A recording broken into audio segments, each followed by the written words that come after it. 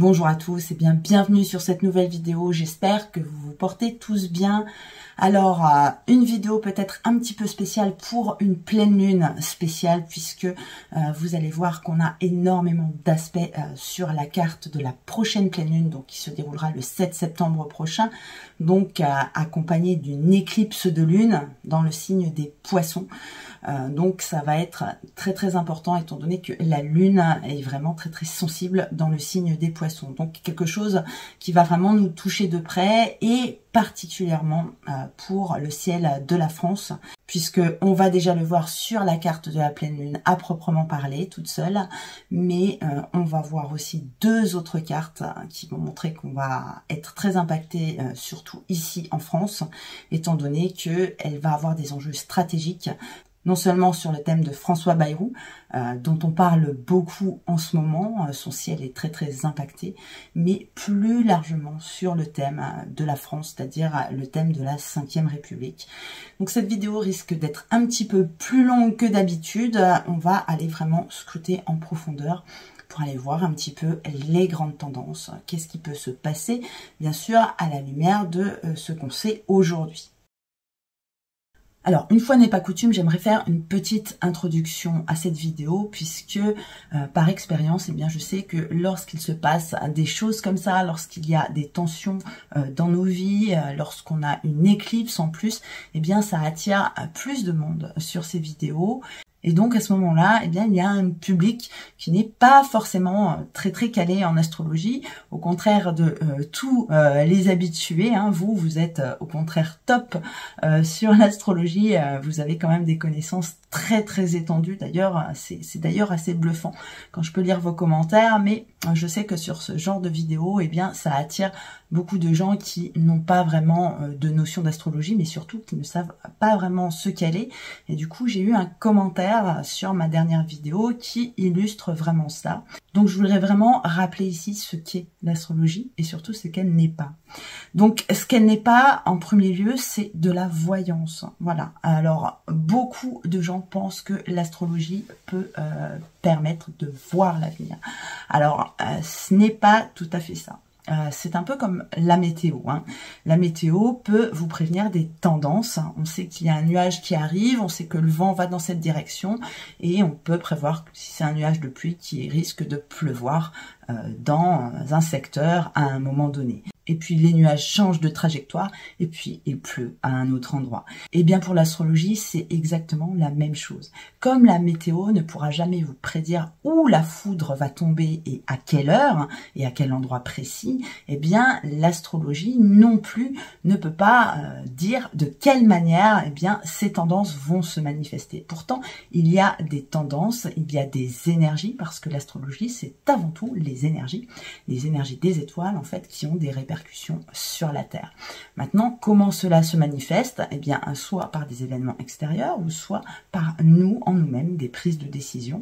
Mais en tout cas, il y a de grandes influences comme ça et c'est ici ce qu'on va étudier justement, notamment sur ce thème de la pleine lune.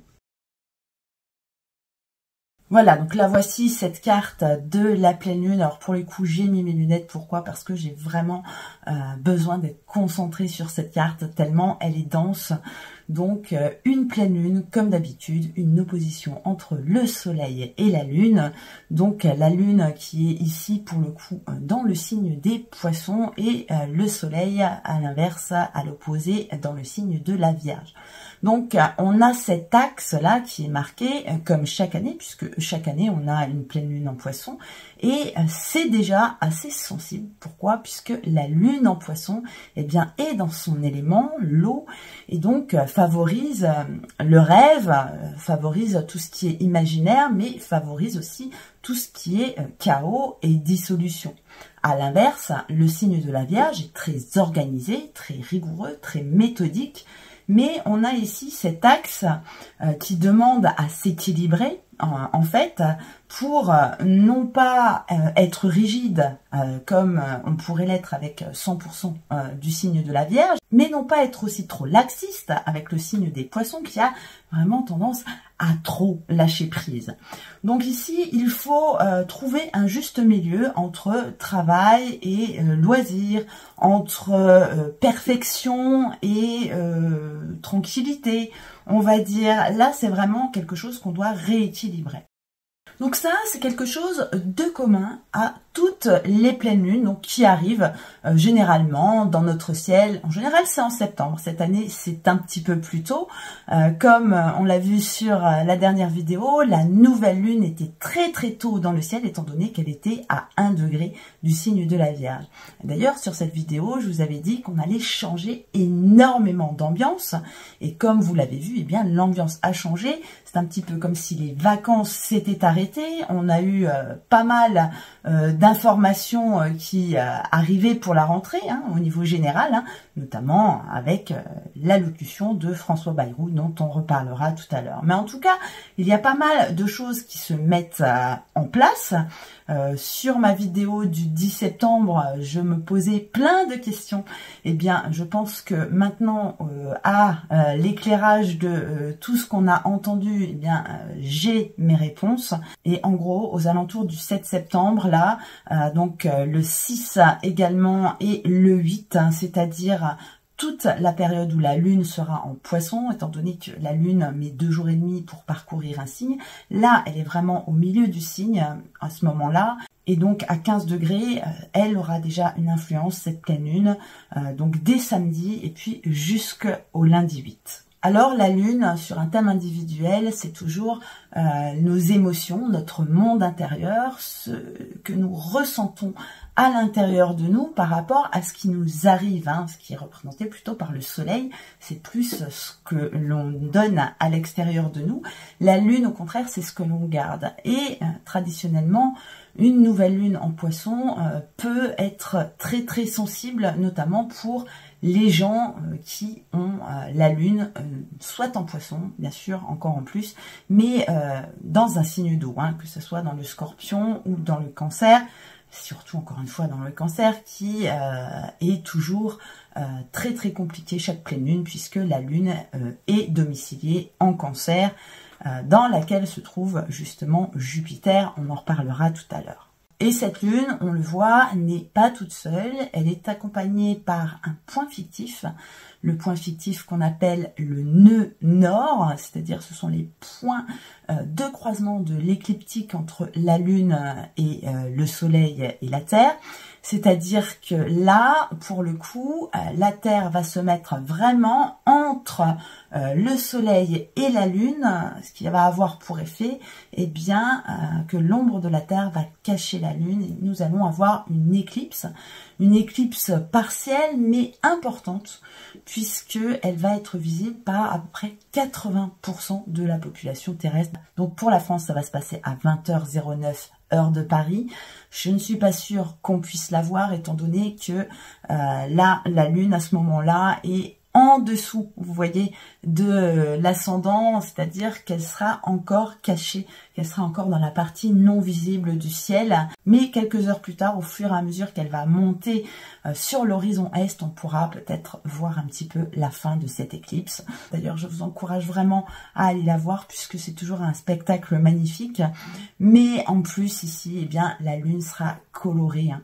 Elle sera colorée un petit peu, elle sera rougeâtre, donc c'est un spectacle qui est quand même pas commun et qui n'arrive pas tout le temps, donc c'est toujours sympa à regarder. En revanche, au niveau de ses effets sur nous, sur notre comportement humain, sur la Terre, sur les énergies, hein, eh bien les effets d'une éclipse durent à peu près 6 mois, en gros, jusqu'à la prochaine éclipse. Donc là, ces énergies qu'on va voir sur cette carte, non seulement vont imprimer les journées du 6, 7, 8 septembre, mais vont également, par extension, imprimer un petit peu plus et vont perdurer plus ou moins pour les 6 prochains mois. Et on va avoir énormément de choses qui vont se passer au niveau opposition, au niveau carré, surtout dans le ciel, ces 6 prochains mois. Et donc cette pleine lune vient donc présager quelque chose de plus grand qu'elle. Et une éclipse s'inscrit toujours dans le cadre de l'axe des nœuds lunaires. Ici, nous avons le nœud nord à côté de la Lune et le nœud nord représente sur un thème l'endroit où on nous demande d'aller. En gros, c'est l'endroit où on va.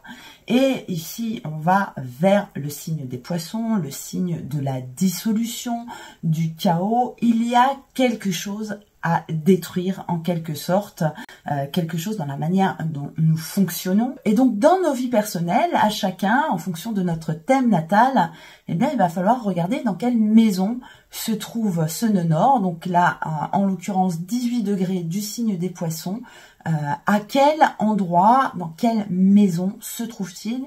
Et il y aura quelque chose là qui va nous indiquer qu'il y a quelque chose à détruire, à changer, à laisser tomber pour justement repartir sur de nouvelles bases. C'est-à-dire que là, on va vider son sac pour pouvoir par la suite le remplir. Alors, quand je fais mes cartes pour les pleines lunes et nouvelles lunes, eh bien, je prends toujours la position des astres à Paris. Donc, c'est la capitale de la France, ça représente bien, en tout cas, ce qui peut se passer en France. Et comme vous pouvez le voir ici, eh bien, nous sommes dans la maison 1. La maison 1, c'est bien sûr la maison personnelle, la maison de nos fondements, la maison de notre personnalité profonde, de notre essence profonde. Donc déjà, le fait que cette lune soit en conjonction à l'ascendant, c'est quelque chose d'important, puisque là, il va y avoir quelque chose qui va nous demander de changer en profondeur. C'est un signe de destruction, le signe des poissons, un signe de dissolution, plus exactement. Normalement, ça se fait plus ou moins dans le calme, mais nous verrons qu'on a d'autres aspects ici qui font craindre que ça ne se fera pas forcément dans le calme que ça devrait. Maintenant, ici, cette conjonction entre la Lune, qui représente en astrologie globale les gens, la foule, le peuple, eh bien, est vraiment à l'ascendant. Donc, c'est ce qu'on nous montre aujourd'hui sur cette carte du 7 septembre. Et donc voilà, si on colle à l'actualité, si on regarde un petit peu ce qui se prépare avec tous les mouvements annoncés à la rentrée, eh bien on peut penser que ce mouvement va prendre énormément d'ampleur dans les jours qui suivent cette pleine lune, dans les prochaines semaines, mais également dans les prochains mois. Alors il y a quelque chose d'autre qui me fait dire ça sur cette carte, puisque on retrouve ici un aspect de carré entre Mars et Jupiter, Jupiter qui est justement dans le signe du Cancer, donc qui marque le peuple, donc c'est la souveraineté du peuple. Zeus, le roi de l'Olympe, est dans le signe de la nation, normalement c'est la famille à titre individuel, mais lorsqu'on regarde ça au niveau d'un pays, eh bien c'est bien la nation, le peuple, les racines également, le passé avec le signe du Cancer, et qui est donc en carré avec Mars. C'est un indice supplémentaire, bien sûr, ça uniquement tout seul, ça ne voudrait rien dire, mais voilà, on a plusieurs choses qui sont redondantes, et notamment, regardez un aspect au soleil là, qui a un aspect qu'on appelle de sesquicarré, donc un aspect de tension, de confrontation avec Pluton. Pluton qui est dans le signe du Verseau, le signe de la révolution. Donc vraiment, on a énormément d'aspects sur cette pleine lune qui viennent nous confirmer en fait ce que l'on voit déjà, ce que l'on pressent déjà, mais qui nous disent que eh bien, ça ne sera peut-être pas si pacifiste que ça. Comme je vous le disais dans ma dernière vidéo avec le thème du 10 septembre, je vous le disais déjà que ce mouvement du 10 septembre eh bien, était annoncé comme pacifiste, mais que je voyais vraiment dans le ciel, au contraire, avec la lune en bélier le 10 septembre, quelque chose de vraiment très très confrontant. On aura la lune qui aura avancé et qui se placera en face de Mars, donc là qui peut générer vraiment une colère et quelque chose vraiment qui vient déclencher quelque chose d'explosif en gros. Si on prend maintenant les aspects avec cette pleine lune, c'est-à-dire le dialogue avec les autres planètes, eh bien on peut voir un aspect de tension déjà avec Pluton, la planète de la destruction, de la déstructuration. Hein. C'est une destruction ici qui est beaucoup plus difficile hein, qu'en Poisson. En Poisson, on est vraiment dans la dissolution toute douce. Pluton est quand même beaucoup plus surnois, il tranche plutôt. Et donc ici, vous le savez, hein, il est dans le signe de la Révolution, le signe du Verseau, et donc signe dans lequel il était lors de la Révolution française. Donc même s'il est encore à l'heure actuelle dans son mouvement de rétrogradation, il recule, il a moins d'effet, et bien cet aspect n'est pas non plus négligeable, puisqu'il va bientôt se remettre en marche directe au courant de l'automne et ça risque d'être un petit peu confrontant, notamment qu'ici on a sesquiquarie avec le soleil et demi-carie avec la lune, donc des aspects qui viennent découper le cercle zodiacal en 8, hein, donc qui divisent. Et puis de l'autre côté, en symétrie, on a également, même si ce n'est pas marqué sur la carte, là, Astrothème, du coup, il n'a pas fait le lien, mais il est quand même là. Donc, un sesquicarré entre le Soleil et Uranus, et puis un demi-carré entre la Lune et Uranus. Hein. Cette pleine Lune, en se positionnant à 15 degrés des deux signes là, du Poisson et de la Vierge, avec les positions des deux planètes qui viennent un peu nous chambouler, hein, puisque Uranus maintenant est en Gémeaux, même aussi si elle est rétrograde, elle est quand même dans l'air, elle a quand même plus de force que lorsqu'elle était dans le signe du Taureau, d'autant plus que Uranus est la planète du signe du Verseau, dans laquelle se trouve Pluton, et elles communiquent, elles, entre elles. Elles sont en trigone, donc elles agissent ensemble, elles ont le même but, elles vont dans la même direction, qui est du coup également la déstructuration.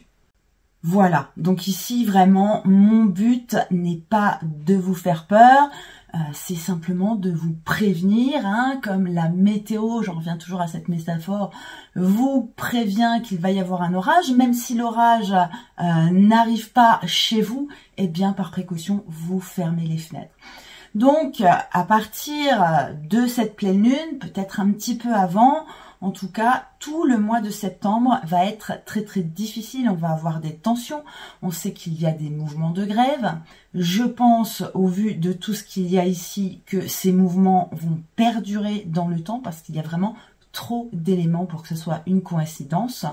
Donc, si vous avez besoin de faire peut-être des réserves de carburant, de faire des réserves un petit peu de nourriture, de mettre un petit peu de pâtes de côté, je ne sais pas. Alors peut-être qu'il n'arrivera rien, peut-être que tout sera fluide finalement, mais voilà, quand on ne sait pas et qu'on voit qu'il y a un risque, eh bien on essaye de prévoir, et c'est aussi ça tout le but de prévoir, non pas de voir, mais de prévoir. Voilà, donc ça c'était pour la partie vie quotidienne.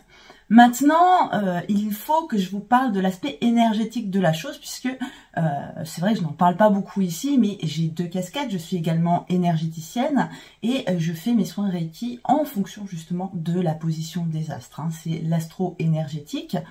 Donc il y a des moments pour faire des choses en énergétique, et notamment avec la position des planètes et surtout en fonction de la position de la Lune. Donc avec ces aspects énergétiques, et là je m'adresse plus particulièrement aux énergéticiens, je vous déconseillerais de faire des soins énergétiques les 3 jours des 6, 7 et 8 septembre. Et notamment avec cette éclipse, là ça risque vraiment d'être contre-productif, et sans doute, même si vous allez essayer de faire un soin énergétique, vous allez ressentir qu'il y a quelque chose qui ne va pas.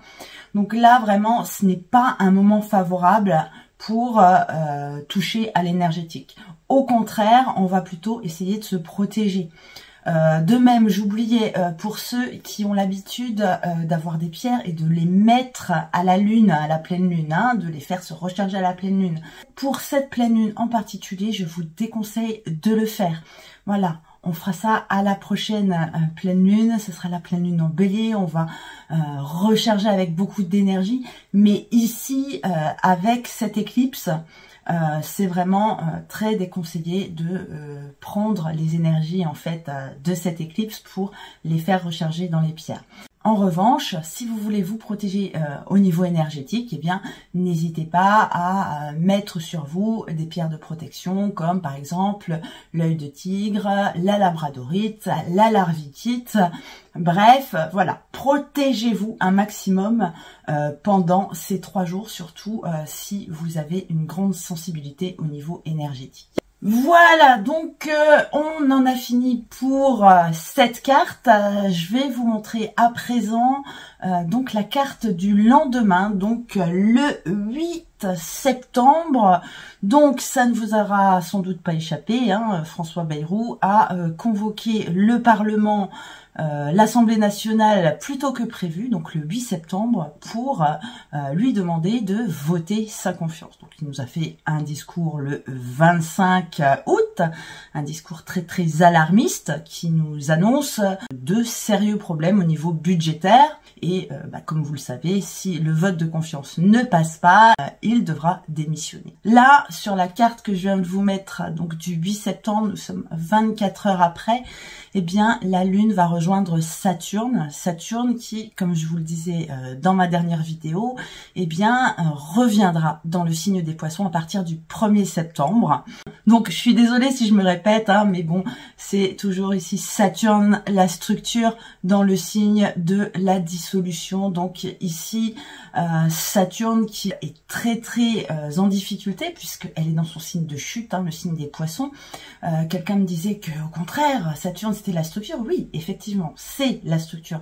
Mais dans le signe des Poissons, c'est la structure qui est mise en difficulté là. Le signe des Poissons, c'est l'eau de la mer, c'est l'eau salée, c'est une eau corrosive là qui vient aller ronger un petit peu les épaves que pourrait peut-être représenter Saturne ici, en tout cas qui risque de finir comme ça. Saturne qui représente bien sûr nos règles, nos lois, nos institutions. Donc je voudrais à présent reprendre cette carte et mettre ces planètes justement en fonction du thème de François Bayrou. Donc je vous mets une carte ici, donc issue de mon logiciel, c'est plus pratique puisque en brun vous avez les planètes qui sont sur le thème de François Bayrou et en rose, eh bien vous avez les transits actuels. Donc, comme vous pouvez le voir, la première chose d'ailleurs que j'ai vue ici, c'est que il a Jupiter qui est en train ici de transiter sur Vénus en plein milieu du ciel, c'est-à-dire à l'endroit le plus visible du thème. Donc, forcément, en ce moment, il est très visible. Mais cet aspect est un aspect de chance, c'est ça qu'il faut savoir. Alors attention, hein, je ne dis pas qu'il va rester. On va aller beaucoup plus loin que ça. Quelque part, c'est quelque chose qui doit normalement le faire sortir de cette situation, on va dire pas avec panache, mais en tout cas c'est ce qu'il veut. Voilà, il veut sortir de cette situation avec panache. Alors je ne dis pas nécessairement qu'il veut partir, hein, mais comme je vous l'ai dit, lorsqu'on a analysé son thème en début d'année, lorsqu'il a pris ses fonctions, quoi qu'on en pense de cet homme, quoi que sont ses qualités ou ses défauts, bien entendu, donc là je pense qu'on est tous à peu près d'accord là-dessus, mais je pense sincèrement au vu de son thème que lui est sincère. Lui veut vraiment sauver la France. Est-il maladroit? Sans doute. Voilà, on peut lui reprocher plein de choses, mais en tout cas, dans son fort intérieur, pour un politique, moi, sur ce thème, je vois vraiment quelqu'un qui croit vraiment que la nation a besoin de lui, et qui croit vraiment qu'il doit œuvrer et qu'il doit rendre service à la nation. Voilà, après, on est d'accord ou pas avec sa manière de le faire, ça c'est un autre débat. Mais en tout cas, il a Mars qui est vraiment collé à son ascendant. En général, c'est quelque chose de très positif, à condition, néanmoins, à condition que Mars soit bien aspecté. Là, sur le coup, il aura le carré à Jupiter. Vous voyez, en fait, il a deux bons aspects sur son thème, donc Mars à l'ascendant et Jupiter sur sa Vénus. Mais les deux qui touchent vraiment deux points cruciaux du thème, c'est-à-dire le milieu du ciel, le zénith, et puis l'ascendant, l'horizon est, ils sont vraiment en carré ici, ils ne communiquent pas bien. Donc pour moi, comment je vais analyser ça? Eh bien, ça va être quelque chose de positif pour lui, même s'il va perdre quelque chose. C'est pour ça que là, j'ai tendance à dire que, eh bien, à mon avis, ça va quand même pencher du côté du refus de la confiance. Donc, je pense, en toute honnêteté, je peux me tromper encore une fois, hein, parce que là, ce n'est pas vraiment net. Je pense qu'il va partir. Et pour lui, là, avec Jupiter sur sa Vénus, pour lui, il va partir avec les honneurs. En fait, j'ai l'impression que c'est ça qu'il va chercher. Je vous ai prévenu, je vous ai donné le carnet de route, vous ne m'avez pas entendu, du coup, je ne suis plus responsable. Quelque part, moi, je le sens un petit peu comme ça. Donc, la Lune qui vient rejoindre ici Saturne et Neptune, donc fin Poisson, début Bélier, eh bien, sera opposé là à son Saturne natal, Saturne qu'il a en fin du signe de la Vierge. Et donc là, une opposition de Saturne, en général, on change pas mal de choses dans sa vie. On a encore également sur cette carte la position d'Uranus qui est pile sur sa conjonction Soleil-Mars. Quand on a une conjonction d'Uranus sur l'une de ces deux planètes, eh bien c'est un changement radical dans la manière d'agir avec Mars et dans la manière d'être avec le Soleil. Et puis, regardez où est placé Pluton par rapport à son thème. Et ça, c'est depuis le début de son mandat. Il y a Pluton sur la Lune. Pluton, c'est la destruction et la Lune, c'est bien sûr le monde intérieur. Donc, c'était vraiment certainement une période vraiment très inconfortable pour lui durant ce mandat, ce qui expliquerait justement qu'il voudrait y mettre fin, mais y mettre fin à sa manière, puisque je pense qu'avec Vénus là qui trône au milieu du ciel, il ne démissionnera pas comme ça de son propre chef. On va passer à présent au thème de la France et voir un petit peu ce qui se passe. Donc comme tout à l'heure, le thème de la 5e République en brun et puis les aspects de transit, les planètes actuelles, donc en rose. La 5e République a un ascendant à 18 degrés du signe des Poissons. Et 18 degrés, c'est très proche de cette éclipse qu'on a vue tout à l'heure. Donc lors de la pleine lune, la lune était en maison 12 ici. À présent, le 8 septembre, elle va du coup rejoindre Saturne et Neptune dans la maison 1, dans la maison personnelle. Donc ici, il y a quelque chose qui veut nous dire qu'il faut revenir à l'essentiel. Puisque, eh bien, on a le nœud nord, il n'est pas marqué ici, mais il est à 18 degrés du signe des Poissons, donc sur l'ascendant. On doit revenir un petit peu, redémarrer quelque chose, hein, puisque tout ce qui se passe sur l'ascendant, eh bien, est un nouveau départ, un nouveau démarrage. Et le fait que ces trois planètes-là, qui sont ici en maison 1, viennent nous dire qu'il faut réformer en profondeur. Là, c'est vraiment quelque chose qui n'atteint pas juste une sphère de notre société, mais vraiment tout au niveau global. Alors, on a souvent parlé d'Uranus ces derniers mois, avec son entrée dans le signe des Gémeaux, mais c'est vrai que je ne vous ai pas parlé de sa position par rapport au thème de la France, et c'est quand même important ici, puisque Uranus est justement en conjonction sur l'endroit où se situe Mars dans le thème de la France. C'est-à-dire que ici, Uranus va venir mettre quelque chose en action. Et mettre quelque chose en action, là on est dans la maison 2 et c'est en rapport avec l'argent, les biens, les ressources. Hein. Donc ça c'est la maison 2, on parle aussi de travail avec la maison 2, le travail dans son aspect rémunérateur. On voit vraiment que les questions d'argent vont être au centre de l'attention. Uranus qui arrive ici, eh c'est comme si on avait déjà remarqué qu'il y avait un problème, mais on le laissait traîner. Hein. Vous savez, on a des fois un petit peu un découvert à la fin du mois, et puis choups, la paye arrive, on le remet, et chaque mois en fait on est un peu plus à découvert, mais on laisse traîner, hein, et puis au bout d'un moment, eh bien ça nous rattrape, pouf, le coup de fil du banquier. Eh bien c'est un petit peu ça, puisque Uranus, surtout lorsqu'elle est sur Mars, agit toujours de manière brusque et soudaine, donc on n'est pas vraiment à l'abri de quelque chose de grave au niveau financier, en tout cas en France, qui aurait forcément des répercussions sur l'Europe, mais qui viendrait en gros de la France. Et puis on a une dernière chose sur cette carte, hein, c'est la conjonction du soleil au descendant. Donc le soleil qui passe par là tous les ans, hein, à la même période, donc dans le signe de la Vierge. Mais cette fois, avec tous ces aspects, et notamment l'aspect de Sesquicarré à Pluton qui déstructure également. Donc ici, on a quelque chose qu'il va falloir quitter. En parlant de la Vierge, eh bien, ce sont les anciennes structures. Donc, suivre le chemin du descendant vers l'ascendant, d'arrêter de s'obstiner, d'arrêter avec la Vierge, de chercher vraiment à trouver des solutions matérielles pour aller vers le signe des poissons et bien tout déstructurer pour pouvoir par la suite reconstruire quelque chose de beaucoup plus solide, et notamment l'année prochaine avec l'arrivée définitive de Saturne en Bélier qui va nous offrir des opportunités pour reconstruire quelque chose de nouveau.